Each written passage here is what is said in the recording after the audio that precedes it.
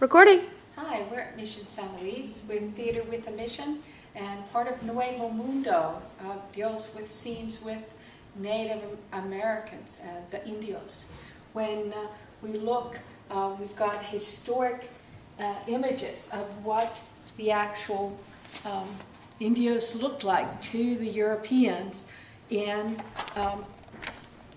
books that are reproductions of the literature of the day. This was your National Enquirer. And so you have these. And so from these, we come up with ideas of what native clothing would look like. And we find out that the native clothing included a lot of natural materials. So we would have shawls, much like our burlap.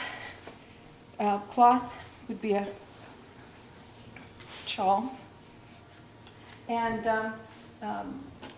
they would use the moss from the trees to make skirts, and so this would be your outfit. And when the bishop came through, he had the women wear their winter clothes and covered them from head to toe in the moss. Now, I want everyone to understand and know something. These are all made by Gabrielle, okay?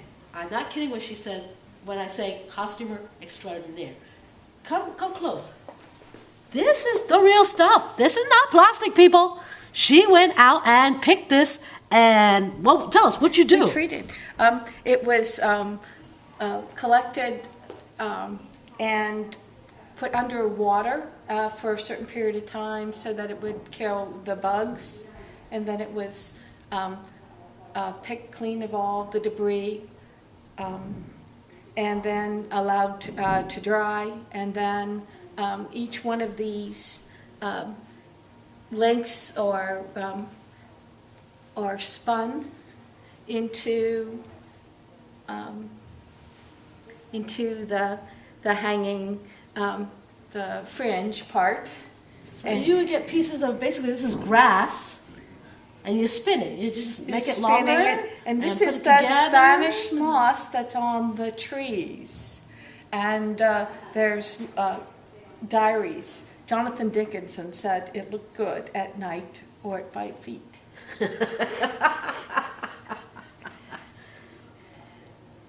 And so, woman knows her stuff, people.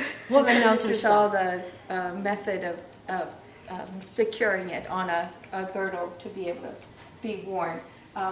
During this period of time, they had belts made out of buffalo fur that would be woven, and they would end up looking much like this. And then if we can come over and look at this is the style of from what's called a transitional, where they were using cowhides that were brought with the Spanish ranchers. A dress, this is an apron, and the top represents summer garment. The belt, this belt is using cane method of weaving that the Indios had, and then they would have garments which would have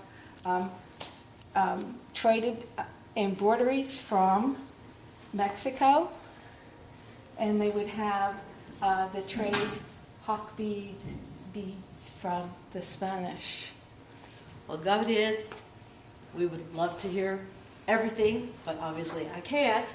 But I did ask you to give us your sites, everything, because I know a lot of people here are going to be hooked on this information and want to see more. Yes. So please let us know where we can see more. Yes, I've got a Google site, so you would go through sites.google.com, and then it's clothing for a place and time. And my blog site is clothing for a place and time, all one word, costumes.com. And so that has my research for each of the pieces I do and some summaries like rules of thumb for if someone wanted to make an outfit and to have it as authentic as possible, like what are some good guidelines to follow. So that's all on the website. Costumer extraordinaire and super buena gente.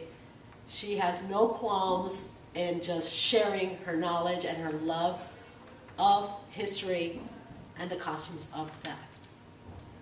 Gracias. Thank you so much. Thank you for